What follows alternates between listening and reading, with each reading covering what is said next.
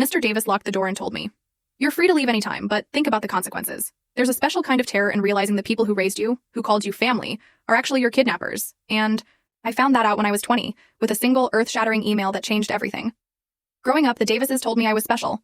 A foster placement, a wealthy couple with no kids of their own, a perfect match for an abandoned child like me.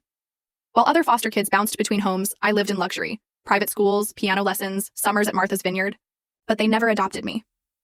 Mrs. Davis always waved it off, saying the paperwork was too complicated, that our arrangement worked perfectly as it was. And for years I believed her. I was Lucy, their cherished daughter. Everything shifted in 7th grade. They pulled me out for homeschooling, insisting public school was beneath me. After that, my world shrank. All my tutors came to the house. Dr. Morrison did medical exams in the guest room, and Dr. Beth handled my dental work in the converted study. Every single payment was cash, always.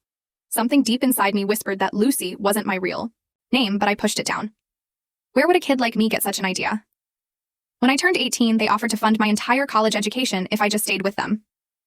Mrs. Davis actually cried, calling me family. I accepted immediately. Where else would I go? By then I had no friends left. The Davises had systematically labeled them all bad influences before pulling me from school. They monitored my internet for predators, checked my phone for inappropriate content. I rationalized it, told myself it was just normal, protective parent stuff.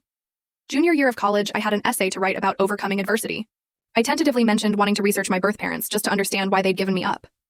The coffee mug in Mrs. Davis's hand shattered against the marble floor.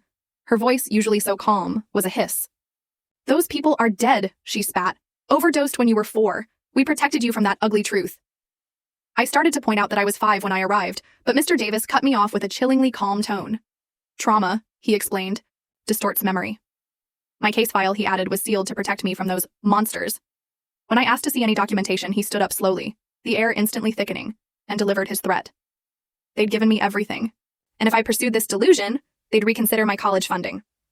I was 20 now, not their responsibility anymore. I dropped it instantly. The threat was too real. But the memories kept surfacing. Yellow walls with dinosaur stickers, a woman singing while braiding my hair. Whenever I mentioned these fragmented images, Mrs. Davis would insist they were trauma-induced fantasies.